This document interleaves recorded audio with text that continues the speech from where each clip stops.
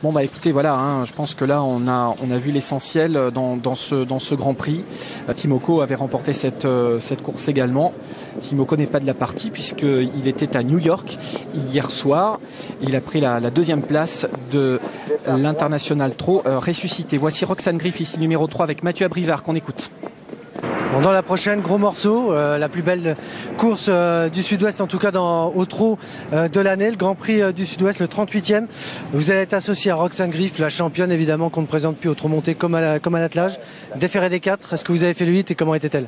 La jument est bien, hein, oui, était bien, tonique, toujours aussi réveillé, donc non, très bien, rien à signaler. Le numéro derrière l'Autostar est bon. Donc c'est bien, on vient de se mettre dans le bain tout de suite. Maintenant, ça met en confiance en tout cas. Voilà, il n'y a plus qu'à continuer. Bon, on l'a vu quand même beaucoup courir à gauche, à droite, ça devrait quand même bien se passer.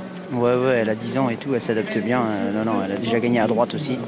Donc c'est pas un souci. Quand on voit le papier, quand on fait le papier, Roi du Lupin, Turbojet, Roxane, Vincennes, peut s'imposer? Elle les a déjà battus, voilà, elle est en forme. La dernière fois elle court très bien à Laval, donc faut qu'elle répète. Mais la jument est à 10 ans, mais elle est toujours en aussi bonne forme. Donc elle était contente d'être là, oui, ça allait très bien. En tout cas, on sent une confiance dans vos paroles, hein, Mathieu. Ah bah oui, l'entraîneur fait pas le déplacement à Toulouse pour venir se promener, donc non, c'est sûr qu'on peut y voir qu'une bonne chance. Merci bien Mathieu. Merci. C'est important d'entendre Mathieu Abrivard puisqu'on a décalé un tout petit peu le départ. C'est normal que Mathieu Abrivard quelque part soit aussi assez confiant. C'est une immense jument. Non seulement il y a le prix de Cornulier que j'évoquais tout à l'heure, j'ai oublié qu'elle a fait l'arrivée dans le prix d'Amérique aussi derrière Ready Cash, donc on ne la présente plus, elle a 10 ans maintenant.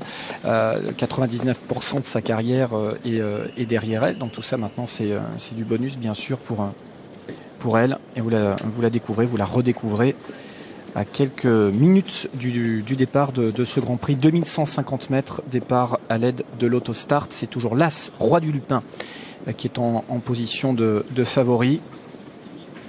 Vous lui opposez Roxane Griff. Attention à Nard, le numéro 4, qui va être avantagé par le grand tracé toulousain. Vous avez vu aussi la capacité de ce cheval à finir ses courses. Là encore, c'est un cheval qui a 10 ans, qu'on connaît par cœur. Et je trouve qu'à 10 ans, il est très punchy lui aussi. Hein. Il a très peu couru à droite finalement en 95 sorties, puisqu'il n'a couru que 2 fois à droite. Et une deuxième place, c'était à Amiens le 16 septembre 2015. Mais trop tard pour bien faire. Et de mémoire, Roxane Griff n'a couru que 4 fois à droite en 120 et quelques sorties. Et elle a 50% de réussite sur les tracés à droite. Après, bon, c'est vrai que sur les propos de Mathieu, corde à droite, corde à gauche, apparemment, vu l'âge qu'elle a, ça devrait pas poser de problème. Exactement. Même évidemment, si les belles courses sont à courir sur l'hippodrome de Vincennes, donc elle a l'habitude de courir là-bas. Ça peut justement servir beaucoup d'intérêt de chevaux qui ont l'habitude de courir sur l'hippodrome parisien. Hein. Ce changement de piste, c'est bon aussi pour le moral. La structure de piste, à savoir que Jean-Michel Bazir tout à l'heure a demandé quand même à la Société des courses de Toulouse de rouler la piste pour que la piste soit un petit peu plus ferme pour peut-être faire un chrono et pour les aptitudes certainement de Roi du Lupin. D'accord, mais on sera sur le coup, on vous donnera bien sûr le chrono 13-9, c'est le record à battre dans cette course, nous rappelait notre confrère du turf Ludovic Hélier. 2150 mètres à parcourir, c'est le prix Jean Dumouche, 38e Grand Prix du Sud-Ouest. Créateur de cette épreuve, hein, Jean Dumouche, Flavien. Oui, exactement. Et les plus grands champions ont remporté cette épreuve par le passé. Ourasi figure au palmarès. Idéal du Gazo figure également au palmarès dans les années 80. On va s'élancer d'ici quelques instants. Et on a eu un petit peu peur pour Roi du Lupin qui a été remis au trot in extremis. C'est parti donc pour ce 7e rendez-vous. On est parti vite à l'extérieur avec le numéro 8, Passia L'Est, avec également en pleine piste le numéro 5, Rambo Jet et Manu Criado qui sont parmi les plus véloces derrière l'Autostart et qui s'installe tout de suite en tête de course. Le 8 qui vient juste derrière avec également le numéro 6 Vincennes qui va se rapprocher alors qu'on a vu un concurrent au galop, c'est le numéro 11 Tabrice du Gîte. Roi du Lupin qui est pour l'instant en queue de peloton pour aborder le premier tournant. Ulque Médoc également qui est en léger retrait. Roxane Griff également qui est à l'arrière-garde à l'instar du numéro 10 El Mago Pellini, alors que les concurrents vont bientôt sortir du premier tournant pour passer devant les tribunes. Et c'est le très athlétique magnifique Nahar qui fait les grands extérieurs, mais il vient facilement maintenant se porter en tête de course. Pache à l'Est qui vient en deuxième position à 2-3 longueurs derrière pour passer devant les tribunes. Le numéro 5, Rambo Jet, est pour l'instant en troisième position. Roi du Lupin qui se rapproche à leur extérieur.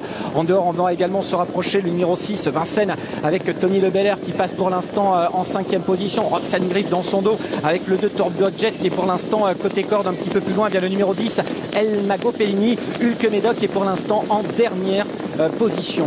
Les concurrents qui vont désormais aborder un nouveau tournant et bientôt la ligne d'en face avec toujours en tête de course le 4 Nahar qui contrôle. En deuxième position vient le numéro 8 Pache à l'Est. À l'extérieur, l'As, Roi du Lupin, le favori qui passe à l'offensive désormais à 1000 mètres du but. Roi du Lupin qui va venir mettre la pression déjà sur Nahar. En troisième position le 8 Pache à l'Est avec également le 6 Vincennes qui est en quatrième position. Rambo Jet qui est en dedans. Roxane Griff à l'extérieur avec le 10 El Mago Pellini également. Hulk Médoc qui suit El Mago Pellini. Les concurrents qui sont à 1000 lignes d'en face. Roi du Lupin et Nahar toujours. Roi du Lupin qui prend le meilleur sur Nahar avec à plusieurs longueurs derrière désormais Pache à l'Est qui assure la jonction avec le reste du peloton. Roxane Griff essaie toujours de se rapprocher par le wagon 2. Hulk Médoc également. Les concurrents qui sont au bout de la ligne opposée direction le tournant à 600 mètres du but. Nahar toujours devant. Roi du Lupin, Pache à l'Est devant encore le 6 Vincennes qui est en quatrième position. Roxane Griff aux 500 mètres avec un petit peu plus loin le numéro 10 El Mago Pellini. Hulk Médoc également qui va essayer de bien terminer. Turbo Jet est complètement enfermé. Le 5 est à l'ouvrage. C'est Rambo Jet. L'entrée maintenant de la dernière ligne droite. Il reste 350 mètres à parcourir. Il contrôle Nahar avec Robert Berg. Roi du Lupin qui est en deuxième position. Pache à l'Est avec également Roxane Griff qui tente de venir en dehors. Hulk Médoc également devant le numéro 10 El Mago Pellini. Il reste 200 mètres à parcourir. Le 4 Nahar est au galop avec l'As Roi du Lupin qui prend maintenant l'avantage. Passe à l'Est avec également en dedans Roxane Griff qui finit de plus en plus vite et le 10 El Mago Pellini. Roi du Lupin qui a toujours l'avantage avec Pache à l'Est qui vient complètement à l'extérieur. Le numéro 8 de Pache à l'Est peut-être sur le fil. Roi du Lupin, El Mago Pellini et le numéro 3 Roxane Griff. Merci Flavien, la victoire pour le numéro 8, certainement, qui s'impose juste aux abords du poteau face au numéro 1. Je vous laisse donner éventuellement le 3e et 4e qui sont assez proches. Le 10, El Mago Pellini qui prend ici la 3e place devant le numéro 3 Roxane Griff et le numéro 2 pardon, Turbo Jet. C'était une sacrée course. Ouais, Yann Laurin qui s'impose dans cette épreuve, mais il faut dire aussi que Roi du Lupin a fait course quand même au poteau du dernier kilomètre. Il a contré fortement Nahar et ça, il le paye peut-être dans les 50 derniers mètres.